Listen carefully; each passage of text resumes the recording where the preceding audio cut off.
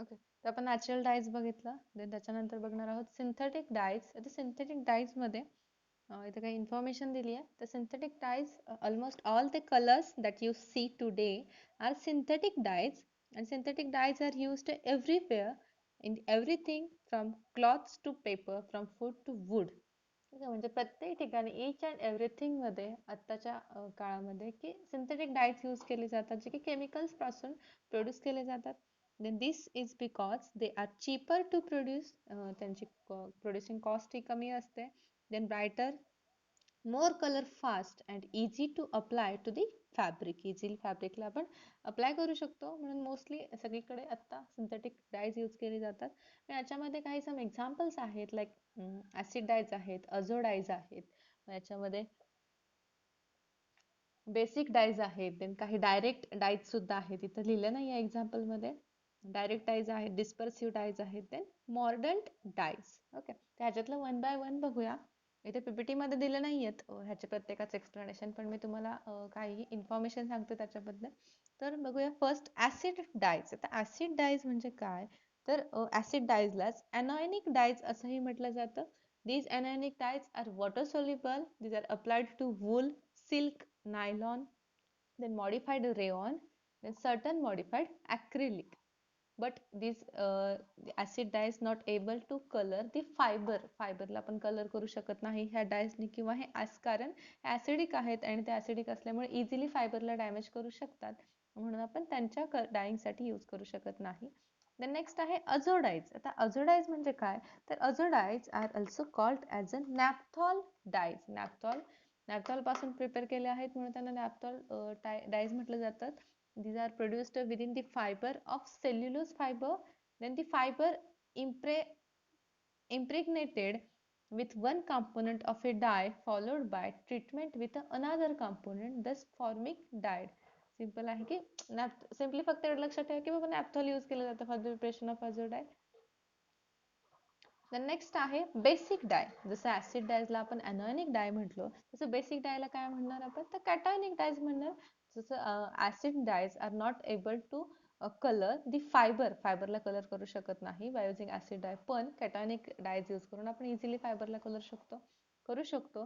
Then cationic dyes are very bright, खूप bright आहेत, but these are having poor colour fastness. म्हणजे poor म्हणजे पटकन त्याचं कलरिंग होत नाही, त्याला वेळ लागतो थोडा कलरिंगसाठी, ब्राईटनिंगसाठी.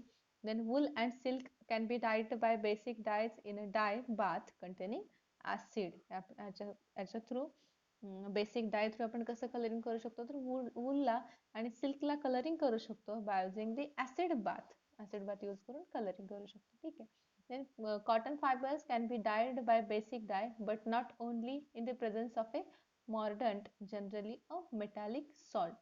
जे कॉटन फायबर्स आहेत, कॉटन फायबर्सला सुद्धा आपण बेसिक डायने डायिंग करू शकतो, पण याच्यासाठी मॉर्डंटची रिक्वायरमेंट नाहीये.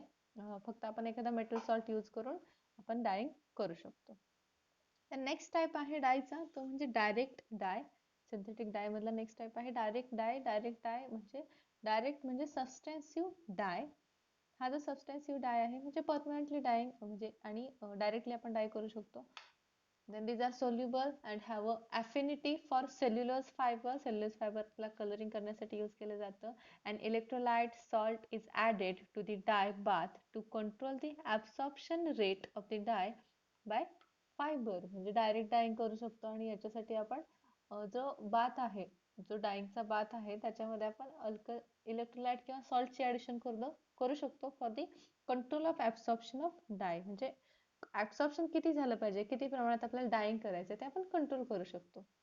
Then dispersive dye are developed to dye acetate fibres and पॉलिस्टरच्या आणि ऍसिटेट फायबरच्या कलरिंगसाठी डायिंगसाठी यूज केले जातात. Then acrylic, aramid, mod acrylic, then nylon, olefin and polyester are dyed by dispersed dye किंवा डिस्पर्सिव्ह डाय. जसं बेसिक डाय मध्ये बघितलं आपण, बेसिक डाय मध्ये पुअर कलर फास्टनेस होतं, तसं डिस्पर्सिव्ह डाय मध्ये कलर फास्टनेस ही मोर आहे. It is good and एक्सेलंट.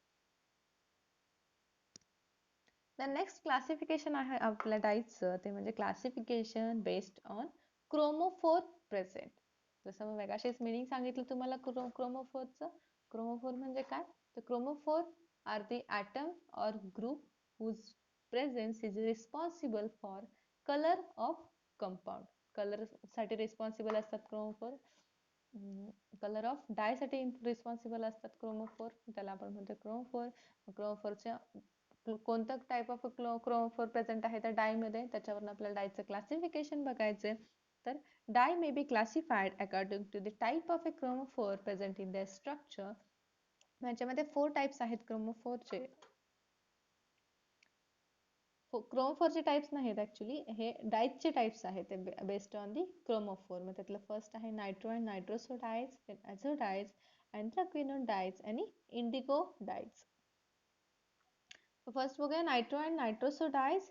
These dyes contains nitro or nitroso group as the chromophore and hydroxyl group as a oxochrome.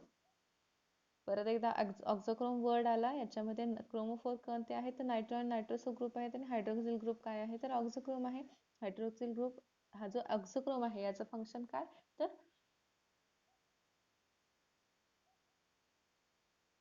To increase the intensities of the chromophore.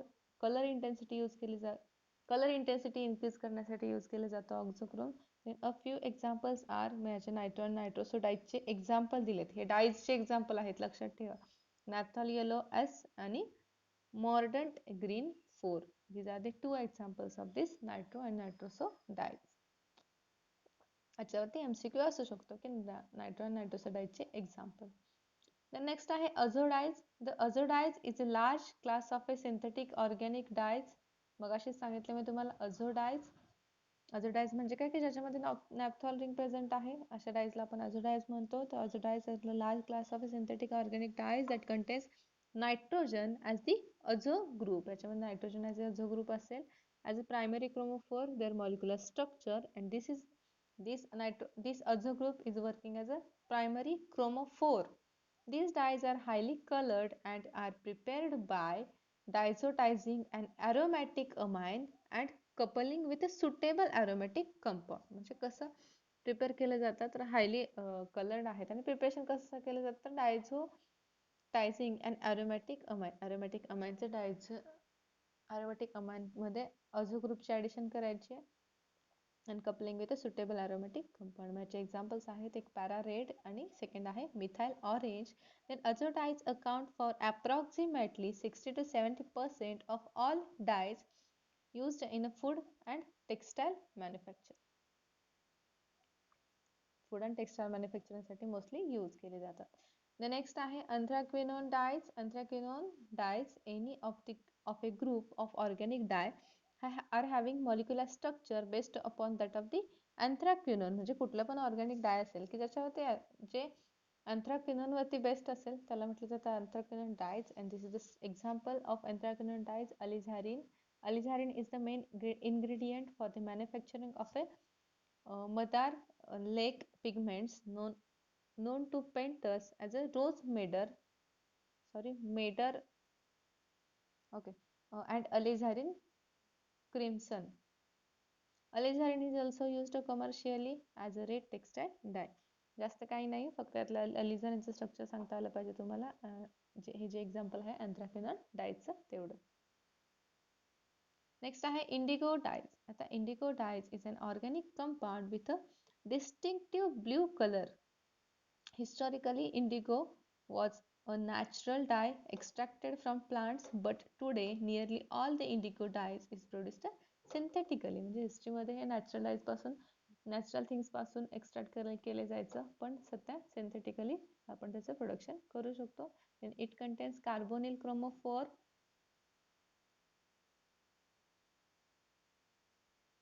Structure दिले त्याचं इथं. The primary use for indigo is a dye for cotton yarn, then which is mainly for the production of a denim cloths for blue jeans. म्हणजे जे denim clothes जे आहेत, जे जीन्सचे कपडा असतो त्या कपड्याच्या डायिंगसाठी इंडिगो डायज यूज केले जातात.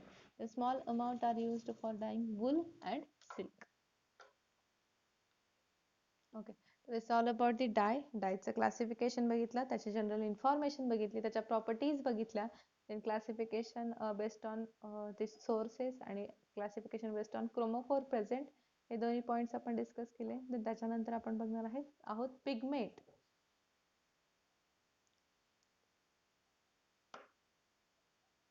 ओके, तर पिगमेंट हा टॉपिक आपण नेक्स्ट लेक्चरला कव्हर करूया.